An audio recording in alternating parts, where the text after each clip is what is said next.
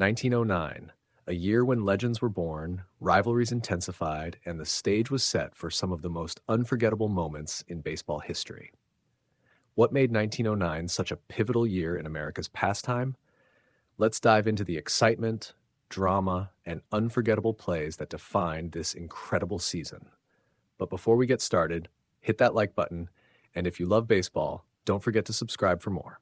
The 1909 MLB season was a critical one for baseball. 8 teams experienced an increase in home game attendance, including the Philadelphia Athletics, who saw a 48.3% increase. Additionally, both the National and American leagues had become more competitive. The Detroit Tigers won the American League pennant, but only finished with 3 more wins than the American League runner-up, the Philadelphia Athletics.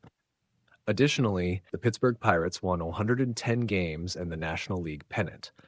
However, the Chicago Cubs won 104 games and had only 6 fewer wins than the Pirates. Baseball's increased competitiveness helped continue its rise to prominence in the United States. By 1909, baseball had firmly rooted itself in the hearts of Americans. The sport was more than just a game, it was becoming a national obsession. Amidst all this, there was also a fierce rivalry forming that would later culminate in the 1909 World Series. Ty Cobb, the Detroit Tigers' star center fielder, had an intense rivalry with the Pittsburgh Pirates and their star shortstop Honus Wagner. Cobb and Wagner were opposites in terms of personality. Cobb was intense and at times confrontational, while Wagner was soft-spoken but excellent. Cobb and Wagner would face off on baseball's greatest stage as the Tigers and Pirates competed against each other in the 1909 World Series. The 1909 World Series brought 2 titans to the forefront: Ty Cobb, the fiery competitor from Detroit, and Honus Wagner, the quiet, relentless force of the Pittsburgh Pirates. This series would go down in history as one of the most fiercely contested ever. Several of the previous World Series had been fairly one-sided, but the Pirates and Tigers were quite evenly matched. Babe Adams, the Pirates' rookie pitcher, unexpectedly started Game 1 and helped the Pirates win 4-1 thanks to his excellent pitching. However, the Tigers responded with a 7-2 comeback win in Game 2 after allowing 2 runs in the first inning. Ty Cobb stole home plate to kickstart the Tigers' comeback.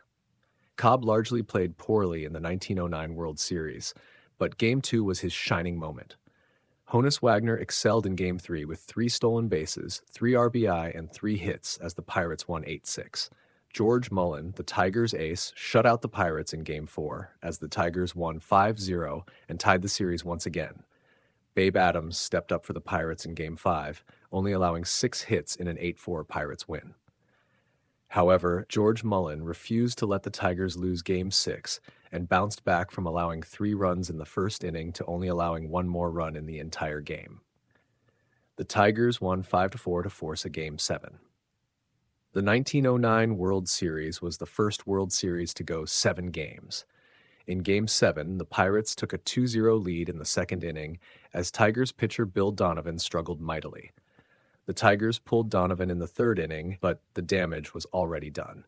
The Pirates were relentless and went on to win Game 7 8-0 for their first ever World Series championship. The 1909 season wasn't just another chapter in baseball's history.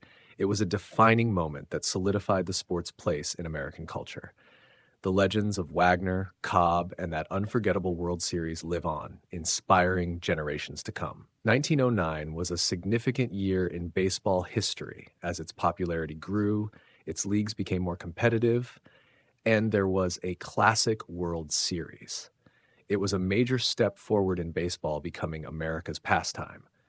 If you enjoyed this journey back to 1909, give us a like, share your thoughts in the comments below, and hit that subscribe button for more episodes exploring how baseball became America's pastime. Thanks for watching.